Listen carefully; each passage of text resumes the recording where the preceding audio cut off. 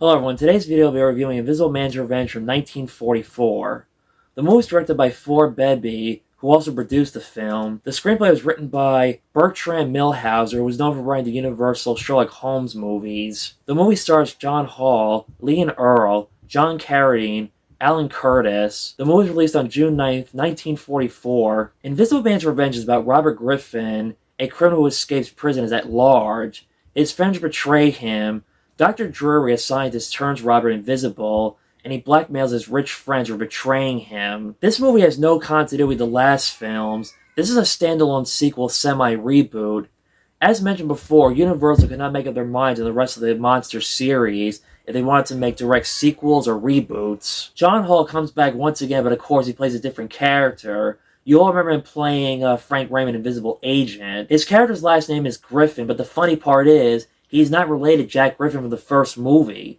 I guess the writers liked the name Griffin so much and figured, let's keep it and pay tribute and keep the legacy going on to the character from the first movie that started it all. Unlike the other characters who became insane after turning invisible, Robert Griffin was already crazy.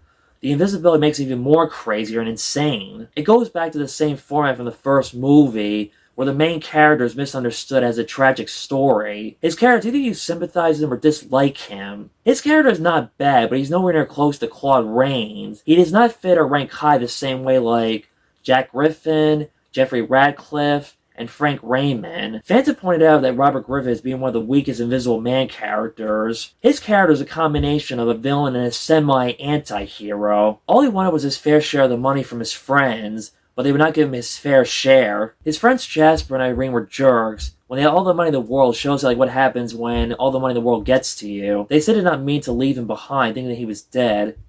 I don't know. I don't really buy it that much.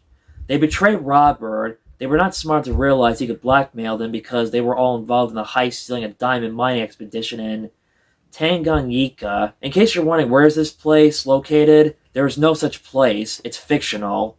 It was probably made up for the movie. When his rich high-class friends drug him and they try to get rid of him, he is saved by a hermit, Higgins. The log cabin reminded me of a similar set log cabin like in The Bride of Frankenstein. He was played by Leon Earl, who was an Australian comedian. I liked this character. He was a nice gentleman. Felt bad that he was involved in a wrong mix-up, wrong place at the wrong time. Evelyn Engels is in this movie. Despite her popularity in The Wolfman, she has not that much to offer, is not in the movie that much. Robert is in love with her.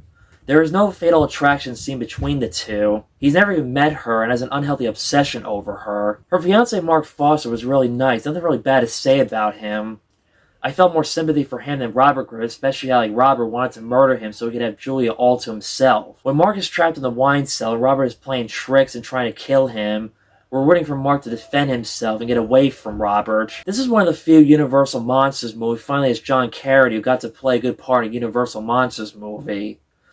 His performance in this movie is an upgrade compared to Dracula and the Mummy's Ghost. Apparently he's the one who invented the invisibility formula, not Jack Griffin in this movie and universe. He plays the character as a cliché scientist, smart, brilliant, a little neurotic sometimes, but does try to warn Robert Griffin the downside and the dangers of being invisible. But Robert Griffin does not care and listen. I'm not sure how true this is. I once read that John Carradine said that he did not like horror movies, but he did say he'd enjoy working on this one, had the most fun out of all the horror movies he ever worked on. It was interesting how, despite inventing the invisibility formula, he only experimented on animals and did not use it on human beings because of the dangers and risks. Robert Griffin was basically the first human he ever experimented on doing the invisibility formula. The invisible animals' special effects were pretty cool. And it's also one of the few ones where the special effects were not done by John Fulton. But at this point in the series, if you look closely at the special effects, we're getting a little bit lazy. You can see the wires at a certain camera angle. When Griffin transports Dr. Drury's blood into his blood to turn back being invisible, it's kind of similar how, like in House of Dracula, when Dracula transported his blood to Dr. Edelman, the difference is he's not turned into a vampire like Dr. Edelman in this movie. It was funny when the Invisible Man goes to a bar with Herbert. Robert helps Herbert win the dart game to win money from getting evicted from his small cottage. Herbert throws the darts, and the Invisible Man holds onto the darts to help him win the money. Just like the first movie, Jack Griffin dies. Robert is killed by one of Dr. Drury's dogs that was invisible.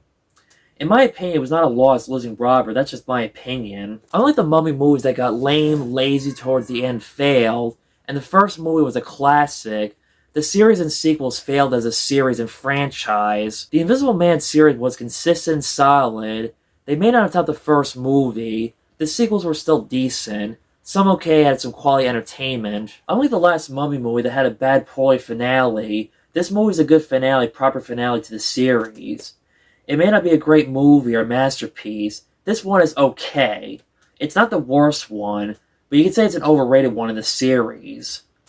I'm just glad they did not get out of balance and not extremely lazy like The Mummy's Curse or House of Dracula. Despite this movie did well and okay at the box office, it was the right timing for Universal to stop making more Invisible Man sequels and not push it. Lord knows they made more sequels after this one. It could have been bad ones made for a paycheck. It makes you think similar how in today's modern day horror franchise, how far can you go and keep repeating what was already done and forget the purpose of the first movie was all bad and represented. This is the last serious sequel in the series. Then came Abbott and Costello Meets the Invisible Man for comedy and laughs. Okay, so once again, before wrapping up this video, here's my DVD/Blu-ray collection of Universal Monsters.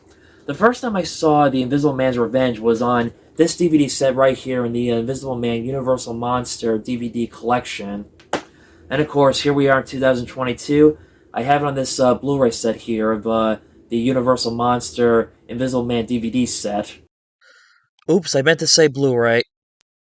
Sorry about that. Okay, so that was my review of The Invisible Man's Revenge. Like the video, subscribe, hit the notification bell to get the latest updates on my YouTube channel. And stay tuned for tomorrow for Abbott and Costello Meet the Invisible Man.